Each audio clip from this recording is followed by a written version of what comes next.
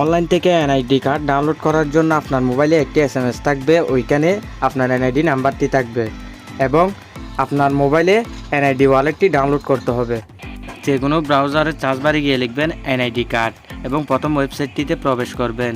তারপর registration করুনে click করে জাতীয় পরিচয়পত্র নম্বর এবং আপনার জন্ম তারিখ লিখে তারপর নিচের কালিঘরে উপরের সংখ্যাটি লিখবেন। লেখার পর সাবমিটে ক্লিক করবেন এবং বর্তমান ঠিকানা ও স্থায়ী ঠিকানা ফিল আপ করে আপনি পরবর্তী ধাপে ক্লিক করবেন। ক্লিক করার পর বার্তা পাঠানে ক্লিক করলে আপনার মোবাইলে একটি এসএমএস চলে যাবে। ওই এসএমএসটি কালিঘরে বসিয়ে বহালে ক্লিক করবেন। ক্লিক করার পর tap to open NID wallet এখানে ক্লিক করবেন।